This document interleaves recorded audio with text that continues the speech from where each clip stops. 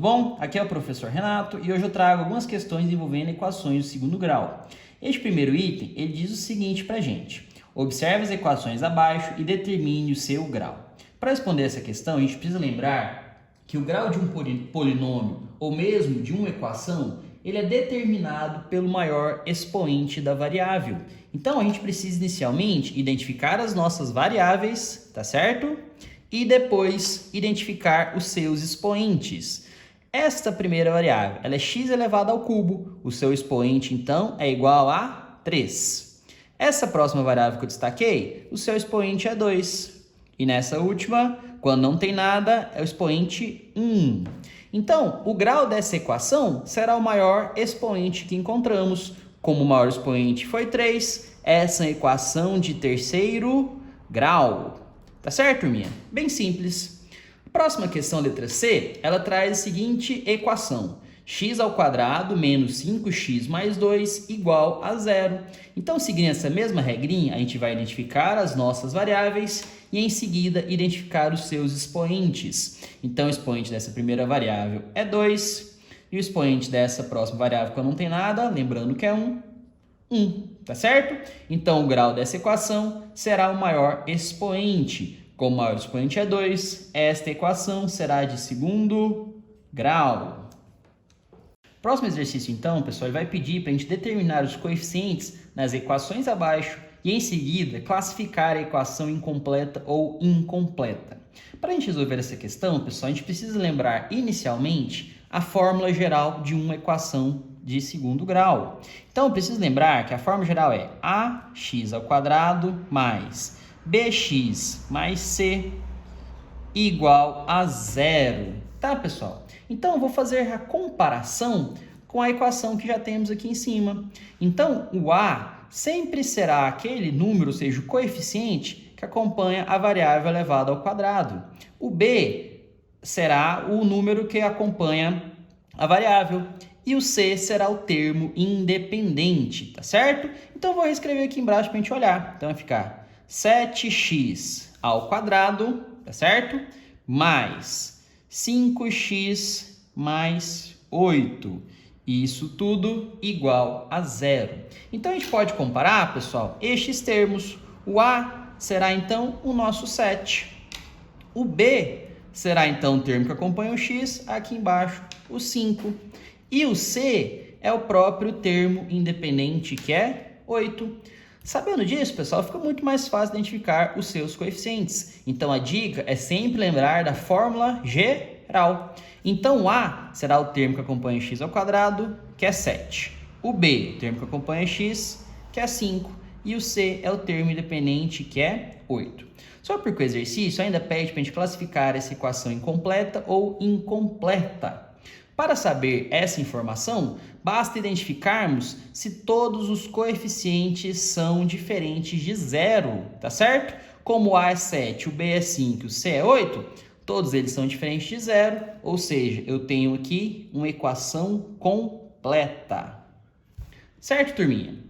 A mesma coisa a gente vai fazer para o item D. A gente precisa, então, reescrever inicialmente a fórmula geral da equação, que é ax ao quadrado mais bx mais c, tudo isso igual a 0.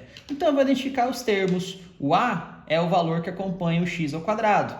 No caso, o a vale 3. O b é o termo que acompanha o x e o c é o termo independente. Mas prestem atenção que eu não tenho o x e muito menos o seu coeficiente. Logo, o x ele é inexistente, tá certo, pessoal? E o termo independente será menos 4.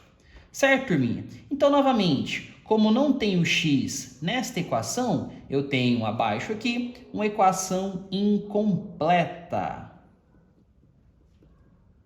Certo, turminha? Para a gente finalizar a aula de hoje, então, pessoal, a gente tem aqui agora a questão 13, tá? Ela fala o seguinte: determine o valor de delta, tá? Que é o nosso discriminante, em cada caso, sabendo que delta é igual a b ao quadrado menos 4ac, certo, turminha? Então, para resolver esse exercício, antes de mais nada, eu novamente preciso identificar os coeficientes, tá? Da minha equação, ou seja, o a, o b e o c. Para fazer isso, eu posso lembrar daquela fórmula geral, que é ax ao quadrado, tá? Aqui no caso, mais bx mais c igual a 0, certo, turminha? Então, o a será o número que acompanha o x ao quadrado. Como não tem nada aqui, a gente diz que é 1. Então, a gente pode colocar aqui que o a é igual a 1, certo? O b vai ser o valor que acompanha o x. Nesse caso, quem acompanha o x é o menos 7. Logo, b igual a menos 7. E, por último, o c é o termo independente. Então, o c aqui vai ser igual a 6. Para descobrir o determinante agora fica fácil. Basta substituir cada um destes coeficientes na fórmula dada. Então, delta é igual a b ao quadrado menos 4ac. Então, eu vou substituir. O b vale menos 7, vai ficar menos 7 ao quadrado menos 4 vezes o a vale 1, posso colocar entre parênteses, tá certo? Vezes o c, que vale 6.